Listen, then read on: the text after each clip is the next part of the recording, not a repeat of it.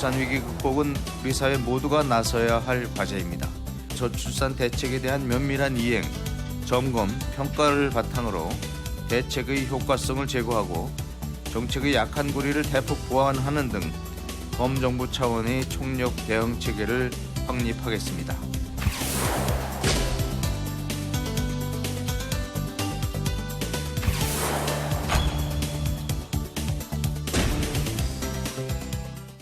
각 부처들의 새해 업무 보고가 한창 진행되고 있습니다. 그 가운데 국민 실생활에 실질적인 도움을 주고 또 피부로 가장 많이 와닿는 업무를 담당하고 있는 곳이죠. 오늘은 보건복지부 권덕철 기획조정실장과 함께 올해 보건복지부의 업무 계획 살펴보겠습니다. 어서 오세요. 네, 안녕하십니까. 네, 지금 본격적인 말씀 좀 시작하기 앞서서 지난해에 보건복지부 주요 정책 업무 성과하고요. 또 어떻게 평가하시는지 한번 듣고 시작하겠습니다. 네, 이 박근혜 정부가 출범이 이제 2013년이 됐습니다. 그래서 저희가 지난 4년간의 보건복지에서 어떤 변화가 있었는지 좀 말씀을 드리겠습니다. 복지 지출이 2012년도에 93조에서 2017년 130조 원으로 대폭 확대되었습니다. 여기에는 기초연금, 장애연금이 도입이 됐고요. 그다음에 기초생활보장제도가 종전에는 이제 그 통합급여라고 해서 취재생계비를 넘으면 다 줬습니다. 일곱 가지 급여를. 근데 맞춤형 급여라고 해가지고 생계, 주거, 의료 이런 교육급여 등을 상대 기준인 중위소득 기준으로 해가지고 다양화했습니다. 이를 통해 가지고 굉장히 이 복지 지출이 확대됐고요. 또 읍면동에 복지 허브를 막 시작을 했습니다. 찾아가는 복지를 시작했고요. 또 이 건강 쪽에서 보면 4대 중증 질환, 암, 희귀, 난치성 질환인데요. 이런 4대 중증 질환에 대한 보장성을 대폭 강화했고 선택 진료비나 아니면 그 상급병 진료라고 있습니다. 이런 이제 비급여를 보장성을 확대해 가지고 저희들이 한 5조 2천억 원의 의료비 부담을 면해 드렸고요. 또 메르스 사태 이후에 그 24시간 그 긴급 상황실 운영하는 국가 방역 체계도 개편을 했고 또 의료 취약지 등 이런 분만 취약지라든지 이런 공공의료도 확충을 했습니다.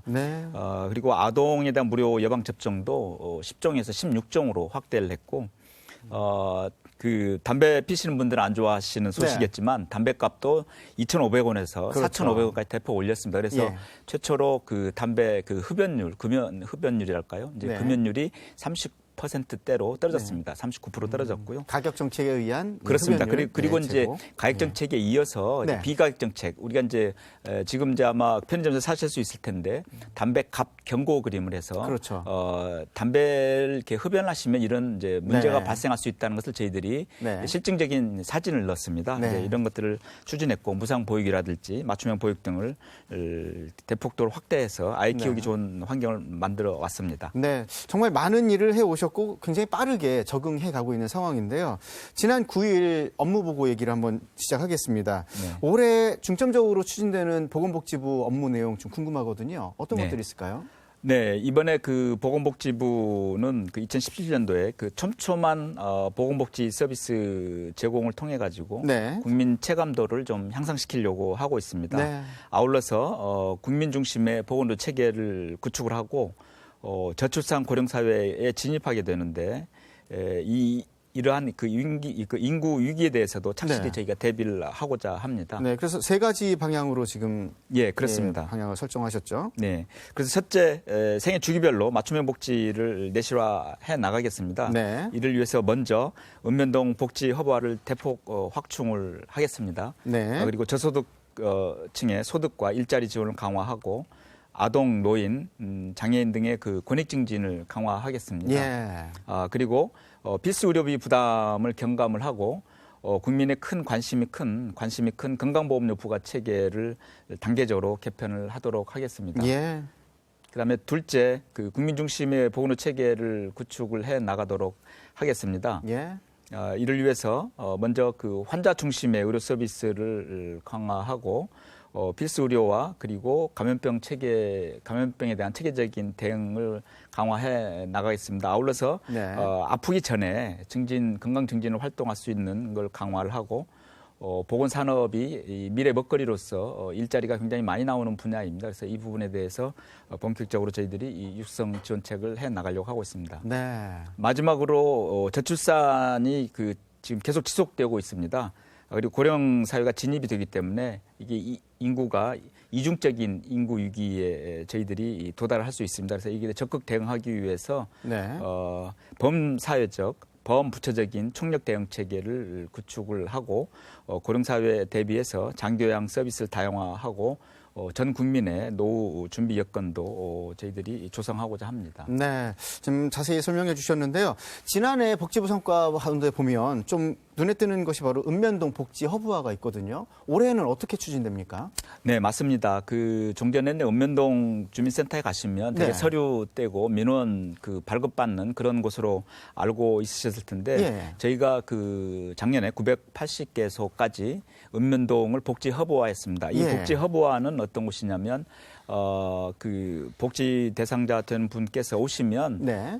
실제로 이제 여러 가지 필요한 서비스를 제공할 수도 있고 예. 그리고 맞춤형 복지팀을 저희들이 신설을 했습니다. 그래서 이분들이 또 직접 찾아가서 네. 그분들이 원하는 서비스가 뭔지를 찾아내 가지고 예. 민관의 그 여러 가지 서비스를 연계해 주기도 한 곳입니다. 예. 그래서 저희들이 작년에 980개소까지 이런 읍면동의 주민센터를 복지 허브화했고 69만 가구를 방문 상담을 해가지고 57만 건의 여러 가지 그 서비스를 예. 지원을 해드렸습니다. 네. 금년도에도 공무원을 1,600명을 추가하고 전국의 60%에 해당이 되는 네. 2,100개 읍면도까지 확대할 계획으로 있습니다. 거의 뭐 전면이라고 보면 되겠죠. 그렇습니다. 그래서 이제 단위적으로는. 60%까지 했기 때문에 나머지 40%는 2018년도에 네. 모든 읍면동을 이런 복지 허브화로 저희들이 해 나갈 생각입니다. 그래서 네. 이를 통해 가지고 맞춤형 복지가 정착되도록 그렇게 하겠습니다. 네.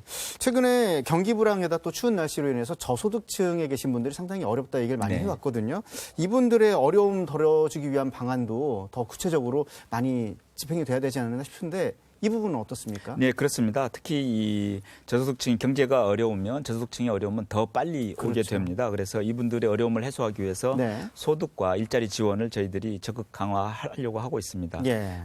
특히 그 최근에 가구 구성이 되게 1, 2인 가구 중심으로 가고 있기 때문에 그렇죠. 이 저소득층 1, 2인 가구에 대한 지원 방안을 저희들이 마련을 하도록 하겠습니다. 예. 그리고 소득 지원에 관련해서는 아까 말씀드린 기초생활보장 생계급여액을 네. 4인 가구 기준으로 했을 때 월 127만 원에서 134만 원으로 올리고 네. 기초연금 선정 기준도 단독 가구 기준으로 해서 100만 원에서 119만으로 완화해가지고 지난해보다 14만 명이 많은 예. 474만 명의 어르신들께 기초연금을 드리도록 하고요. 네. 일자리 지원 관련해서는 돌봄이나 자활 등 이런 복지 분야에서 일자리가 많이 나옵니다. 네. 6만 개 일자리를 저희들이 추가적으로 만들어서 지원토록 하겠습니다. 그렇군요. 좀 살펴볼 부분이 아동학대 부분입니다. 네. 아동학대 사건이 끊이지 않고 발생하기 때문에 좀 우려가 많이 큰 부분이었는데 올해는 아동학대 대응 방안부터 사후 조치까지 어떤 식으로 진행되는지 궁금하거든요. 네, 그렇습니다. 저희가 그 아동학대에 관련된 신고 관련된 법을 좀 강화하다 보니까 네. 신고율이 굉장히 늘었습니다. 예. 근데 늘다 보니까 이제 아동 학대가 이렇게 많아진 걸로 이제 그렇죠. 뭐 예, 예. 이해하실 수도 있는데 실은 그만큼의 있었던 것이 이제 신고 체계를 갖춤으로 해서 이렇게 발견이 되는 거거든요. 네. 그래서 저희가 그런 신고 체계를 이제는 그 이 아동 행복 지원 시스템이라고 해서 예. 아동 학대를 좀 예방하고 조기 발굴을 하기 위해서 네. 장기 결석이라든지 이런 그 빅데이터를 연결해 가지고 예. 그런 그 아동들 미리 찾아내고 예. 필요한 서비스를 저희들이 지원하려고 하고 있습니다. 그래서 그렇군요. 법률이랄지 네. 의료랄지 이런 그 사후 지원을 좀 강화하도록 그렇게 하겠습니다. 네, 빠른 조치가 가능하기 때문에 큰 효과가 있을 거라 생각이 들고요.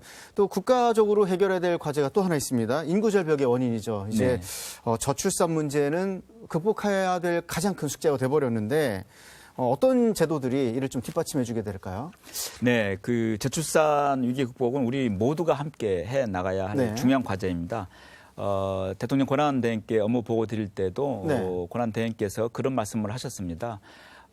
이 저출산을 지원을 해서는 이제는 아니다. 당사자들이 예. 원해서 아기를 낳고 싶고 결혼을 하고 싶고 네. 아기를 낳고 싶은 그런 환경을 만들어줘야 한다. 그러니까 예. 헬프에서 이제 원투로 이렇게 바뀌어져야 한다. 예. 그만큼 그 획기적인 대책이 필요하다. 그런 말씀을 주셨습니다. 그래서 예. 저희들이 그 이를 위해서 저출산 그 대응하기 위한 컨트롤 타워를 좀 강화하려고 하고 있습니다. 네. 현재 그 대통령 그 직속 기구인 저출산 고령사회위원회가 있습니다. 예. 이게 이제 제 5기가 금년 2월에 출범을 합니다. 네. 그 2월에 출범할 때 지금 각 부처에서 하고 있는 그 저출산 관련 대책들을 저희들이 예. 좀 총괄 조정 기능을 좀 더 강화를 해서 예.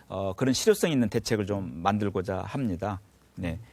아울러서 알겠습니다. 그 예. 저희들이 이제 특히 이제 아이를 낳고 그 네. 아이를 이제 편하게 그 기르기 위해서는 지역사회에 관심이 필요합니다. 그래서 그렇죠. 그런 지역사회에서도 이거 할 수 있도록 저희들이 이번에 네. 그 다 함께 돌봄이라는 그런 그 시범 사업을 좀 해볼까 합니다. 그래서 네. 뒤에 좀 말씀을 드리고요. 예. 특히 이제 특히 그 난임을 통해서 이제 출산하시는 분들이 있습니다. 이제 네. 굉장히 이제 임신하기 어려운 분들인데 그분들은 의지가 있기 때문에 국가에서 최대한 저희들이 이 지원을 해주려고 하고 있습니다. 그래서 네.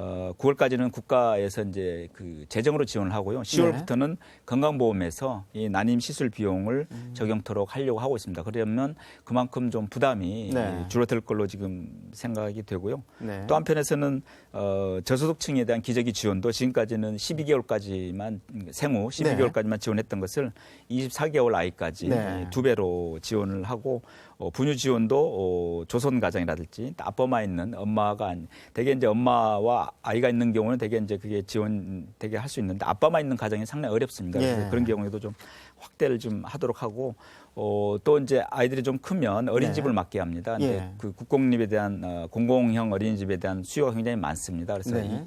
이 국공립에 180개소, 공공형 어린이집 150개소 이렇게 확충을 하려고 하고 있습니다. 그리고 네. 아까 말씀드린 대로 이를테면 출퇴근 시간이라든지 또 예. 갑자기 무슨 질병이라든지 이런 갑작스러운 상황에 이제 아이를 돌보기 어려운 상황이 있을 수 있습니다. 그래서 네. 그런 지금 기존의 돌봄으로 커버하지 못하는 그런 네. 부분의 사각지대를 해소하기 위해서 다 함께 돌봄 네. 사업을 좀 저희들이 이번에 지자체와 협력을 해서 좀 네. 해볼 생각으로 하고 있습니다. 네. 뭐 올해를 기준으로 3년 동안 결혼하는 부부, 맞벌이 부부한테도 뭐 종합소득세 기준으로 세제 혜택까지 준다고 합니다. 다양한 혜택들이 또 마련되고 있는데요. 오늘 시간이 상당히 많이 줄었습니다. 예, 중요한 멘트가 준비가 돼 있었는데 저희가 한 번 더 모실 수 있는 기회를 좀 가져보도록 하겠고요. 오늘은 여기까지 하겠습니다. 지금까지 보건복지부 권덕철 기획조정실장과 함께 자세한 얘기 나눠봤습니다. 오늘 말씀 고맙습니다. 네, 감사합니다.